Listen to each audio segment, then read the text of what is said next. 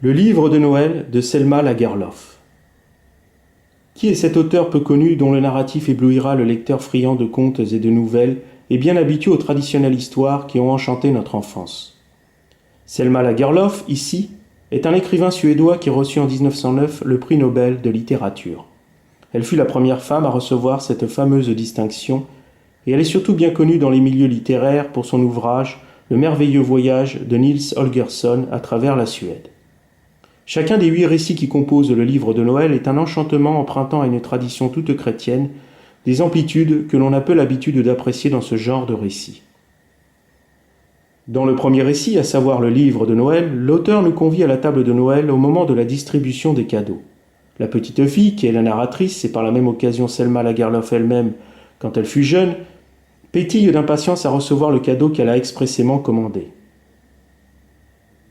Ce cadeau, dont nous ne dirons mot, et bien qu'il demeure encore pour un certain nombre d'enfants qui ont reçu de leurs parents une solide éducation et un goût pour les belles lettres, un trésor de bénéfices, ne serait pas du tout du goût de la jeunesse d'aujourd'hui, qui ne trouve plus matière au plaisir que dans d'hypnotisants gadgets aux dames des parents qui ne savent plus comment faire pour les en libérer.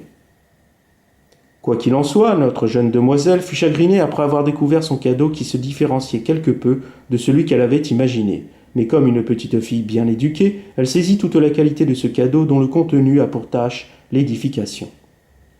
Dans une optique spécifiquement sociale, ce cadeau incarne pour Selma Lagerlof l'émancipation de la femme, et non pas à la manière des féministes d'aujourd'hui qui ont remplacé la bienséance par la vulgarité. En effet, la jeune demoiselle, avant de recevoir son fameux cadeau, a reçu de chacun des membres de sa famille une multitude d'ustensiles se référant à la couture. Selma Lagerlof relie donc d'abord la femme à la couture, à cette fonction pratique qui traditionnellement lui est attribuée, comme la chasse pour l'homme, pour l'amener ensuite à désirer une autre orientation sociale que Selma Lagerlof traduit à travers ce fameux cadeau qui est justement l'expression de cette émancipation. Selma Lagerlof, étant devenue elle-même écrivain, incarne cette émancipation de la femme. Non pas cette émancipation qu'offre le statut de bourgeois, bien que Selma Lagerlof le soit, mais l'émancipation en question est celle de l'esprit, la femme qui pense indépendamment de son statut naturel, désirant offrir au monde autre chose que ce que sa chair lui commande de faire.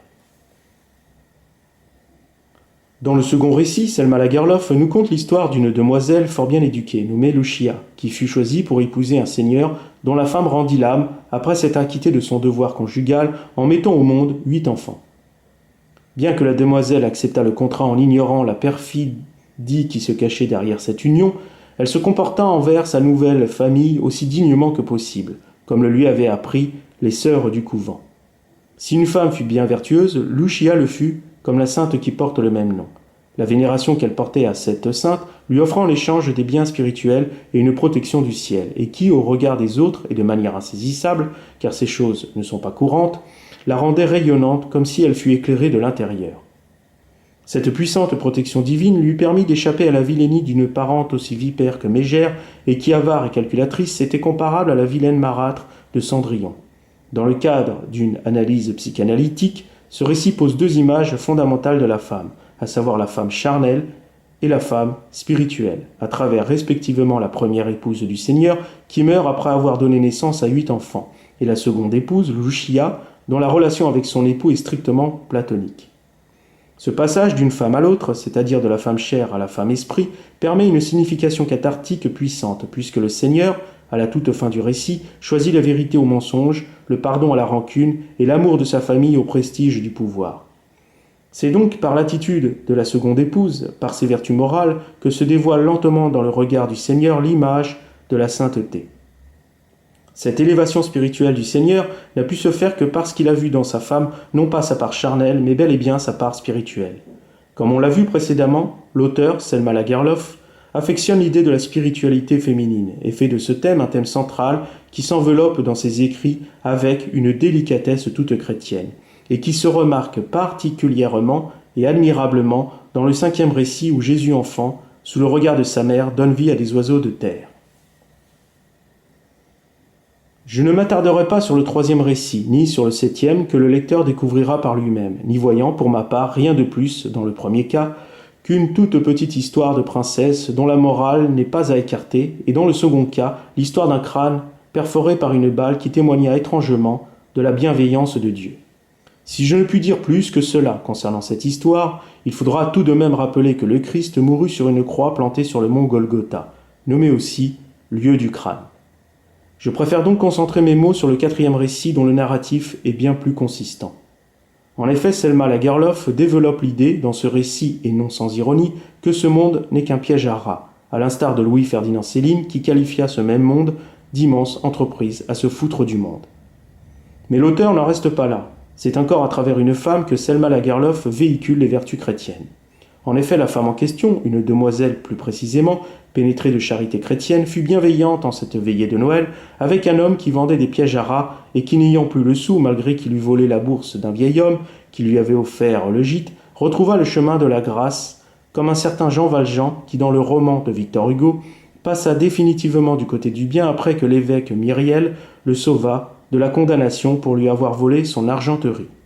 La disposition charitable de la fameuse demoiselle fut à l'origine de ce changement moral. En ce sens, Selma Lagerlöf nous dit que le monde n'a rien à offrir qui puisse sortir l'individu de sa misère morale. Le chrétien est donc celui qui témoigne dans le monde de cette lumière qui luit dans les ténèbres, au moment même où les ténèbres, au solstice d'hiver, sont les plus longues de l'année. Dans le récit suivant, à Nazareth, l'auteur met directement les pieds dans le plat. Cette petite histoire narre un court moment de l'enfance du Christ. Il a 5 ans, et bien adroit avec ses mains, il se plaît à façonner d'admirables petits rossignols en terre glaise, qu'il émerveilla de couleurs prises au soleil, qui se miroitaient dans de petites flaques d'eau. Mais Judas, qui avait à peu près le même âge que Jésus, non loin de là, agacé par tant de talent, réduisit à néant la plupart des petits rossignols que Jésus avait faits avec tant d'amour. Bien malheureux d'une telle vilainie, Jésus, que les larmes envahissaient, donna vie au dernier de ces rossignols avant que les pieds du petit Judas ne sévissent une nouvelle fois. Marie, que le mérite de l'obéissance fait trôner au ciel comme reine, en sachant qu'elle mit au monde le Fils de Dieu, est devenue à la toute fin de l'histoire, et grâce à la délicate plume de Selma Lagerlöf, une bien belle illustration de cette qualité que les catholiques ont assignée à Marie sous le vocable co-rédemptrice. Dans le 6e récit, Selma Lagerlöf ne quitte pas des yeux les oiseaux en contant l'histoire du rouge-gorge qui, n'étant pas auréolé de la couleur que porte son nom, épuisa bien des possibilités que la vertu exigeait pour l'obtenir. C'est finalement le crucifié qui, voyant ce petit oiseau lui ôter une épine du front pour amoindrir sa souffrance, lui obtint en récompense de ce bienfait ce fameux rouge qui fait l'honneur de son espèce. Ainsi, c'est sur la croix que le rouge est mis, et c'est sur cette même croix qu'il fut pris et qui, dans une coupe qui devint Graal, demeurera invariablement rouge. Que dire donc du 8e et dernier récit où la nature, sous la forme d'une nymphe qui de taille se comparait au haut pin de la montagne, venait compter vie et mort sur les bêtes et les troupeaux et tout ce qui compte comme tel devant la création. Dans ce récit, Selma Lagerlöf réinstalle le sacré dans la nature tout en ironisant sur le pharisianisme d'un prêtre qui, dans cette histoire, n'a pas su interpréter, à travers le merveilleux, les convenances naturelles. Pour certains, ce récit évoquera les animaux malades de la peste de Jean de La Fontaine, qui porte à l'ironie la confusion, qui ôte à l'individu le discernement. Pour conclure, bien des lecteurs se perdent dans de niaises lectures, et tout en abandonnant leurs enfants à d'autres niaises lectures, ils se font le relais d'une piètre culture que les éditeurs s'empressent de satisfaire en remplissant les étagères des librairies d'ouvrages sans grand relief. La romancière Edith Wharton avait abordé le sujet dans son petit livre « Le vice de la lecture », ici. Et nous avait signalé ce travers du piètre lecteur qui, par ses achats, encourageait les mauvais auteurs.